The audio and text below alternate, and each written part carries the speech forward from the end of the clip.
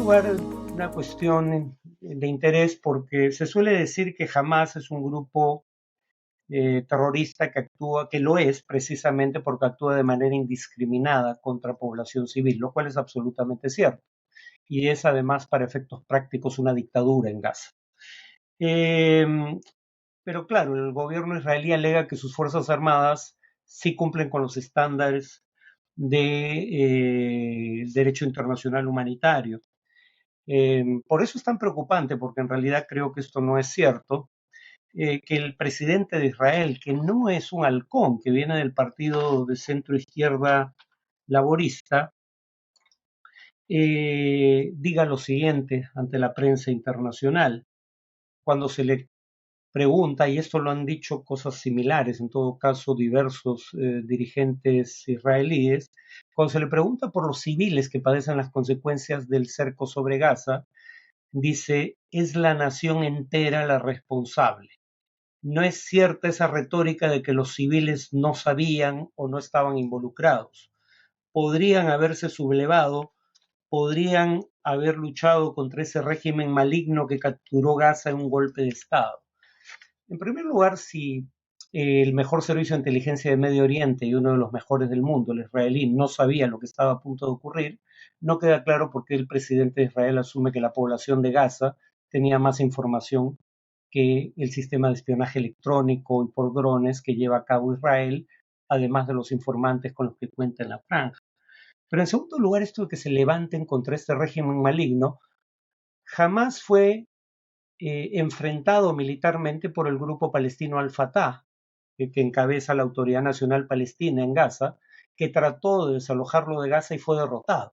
Jamás ganó una pequeña guerra civil palestina. Y luego ha habido, además de la actual, 4 guerras, 2 de las cuales implicaron incursión terrestre por parte del Estado del ejército israelí, y el ejército israelí no pudo acabar con Hamas, como queda demostrado ahora. ¿Por qué cree el presidente de Israel que la población civil pauperizada y traumatizada por 4 guerras en 16 años de cerco israelí y dictadura de Hamas iba a poder tener éxito ahí donde no lo tuvieron ni las milicias palestinas ni el ejército israelí? Pero en todo caso esto es inaceptable. Esta es la misma lógica bajo la que opera Hamas, ¿no? La lógica de que en tanto los ciudadanos israelíes votan por gobiernos que mantienen la ocupación y reprimen a los palestinos, uno, y dos, sirven en el ejército, son por ende un blanco legítimo. ¿En qué se diferencia estas declaraciones del presidente israelí de lo que acabo de decir?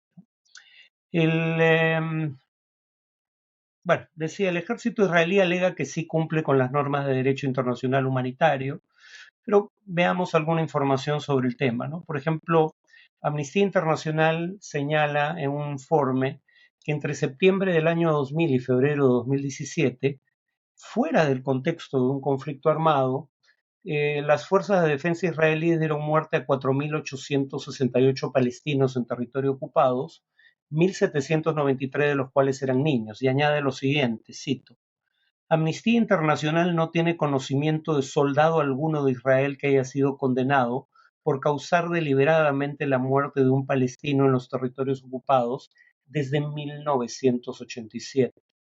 No es cierto que las acciones del ejército israelí hayan sido, digamos, proporcionales y de acuerdo al derecho internacional humanitario en el pasado, como todo parece indicar, entre otras cosas, declaraciones como las del presidente israelí lo venga haciendo ahora. En la intervención en Gaza en 2014 murieron 2.251 personas del lado palestino, 73 del lado israelí. De los muertos palestinos, 1.462 eran civiles, 2/3 partes. De los 73 israelíes muertos eran civiles 6. Entonces, digamos, lamentablemente hay razones para temer lo que está a punto de ocurrir o está ocurriendo ya. En cuanto a las resoluciones de Naciones Unidas,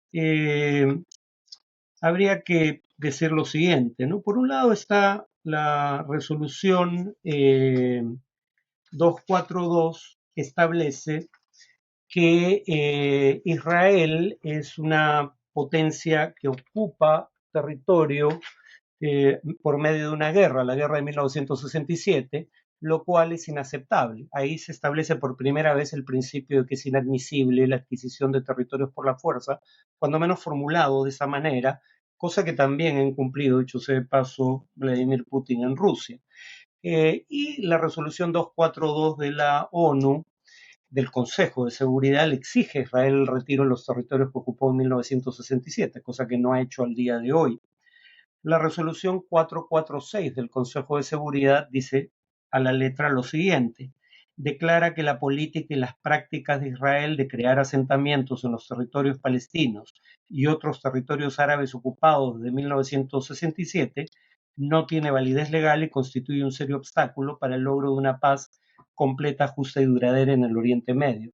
No es un alegato palestino que hay ocupación ilegal por parte de Israel de territorios palestinos, y que esa ocupación, además, en tanto implica un intento de colonizar el territorio, es doblemente ilegal, es decir, también es ilegal la construcción de asentamientos para colonos judíos en tierras confiscadas a sus legítimos propietarios palestinos. Lo mismo en torno al muro que Israel construye casi íntegramente dentro de territorios palestinos ocupados, que es la expresión que usan las resoluciones de la ONU. Una opinión consultiva de la Corte Internacional de Justicia, la misma Corte que dirimió el diferendo marítimo entre Chile y Perú en 2014, dice a la letra lo siguiente: la construcción del muro erigido por Israel, la potencia ocupante, en el territorio palestino ocupado, incluyendo en y alrededor de Jerusalén Oriental y su régimen asociado, son contrarios al derecho internacional, ¿no? Entonces, digamos, sobre los hechos fundamentales del conflicto puede haber diferencias de opinión entre las partes, pero eso no cambia los hechos. Y los hechos son bastante claros a la luz de las normas de derecho internacional que acabo de citar, ¿no? Eh, Además, digamos, hay organizaciones de defensa de los derechos humanos como B'Tselem y Human Rights Watch, Amnistía Internacional también, que dicen que hay un régimen de apartheid en territorios ocupados, ¿no? ¿Por qué? Porque hay sistemas legales diferentes que favorecen sistemáticamente a un grupo étnico por sobre el otro, ¿no? Por ejemplo, la ley de Estado-Nación que establece, cito, ley israelí, el derecho a ejercer la autodeterminación nacional en el Estado de Israel es exclusivo del pueblo judío, lo cual es problemático porque 20% de los ciudadanos de Israel no son judíos y más de la mitad de los judíos del mundo no son ciudadanos de Israel. Sin embargo, solo los judíos pueden ejercer derecho a autodeterminación, y además la ley dice: el Estado considera que el desarrollo de asentamientos judíos es un valor nacional que debe ser promovido por el Estado, eh, lo cual niega a los ciudadanos no judíos incluso el derecho a construir vivienda en tierras del Estado, pese a que son tan ciudadanos como los demás.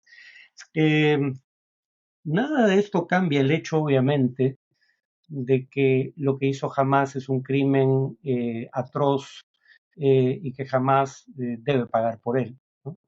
Pero el punto es, los antecedentes no son promisorios en cuanto a lo que cabría esperar que ocurra en Gaza en los próximos días.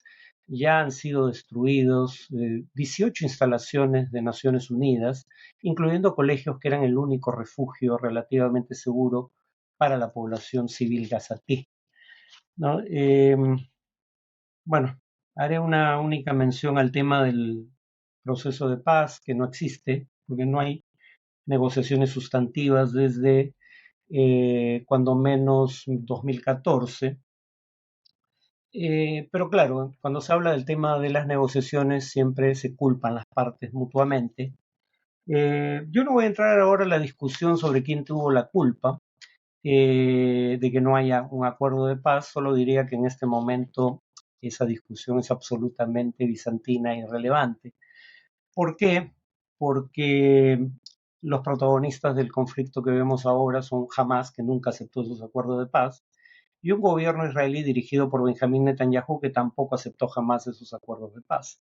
Y de hecho los boicotearon activamente, jamás a través de atentados terroristas dentro de Israel y en el caso de Netanyahu, desde la oposición convocaba manifestaciones en donde el primer ministro israelí que firmó los acuerdos con los palestinos, Isaac Rabin, aparecía en un uniforme nazi. Fíjense en la metáfora. Tu primer ministro bajo un uniforme nazi en el país del que se define como el Estado del pueblo judío. Eso es una incitación clara a la violencia y no es casual que un militante extremista judío matara al primer ministro israelí, Yitzhak Rabin, y la actual coalición de gobierno que encabeza Benjamín Netanyahu tiene como acuerdo explícito no solo no aceptar un Estado palestino bajo ninguna circunstancia, sino incluso la confiscación o la anexión, perdón, la anexión jurídica de los territorios ocupados.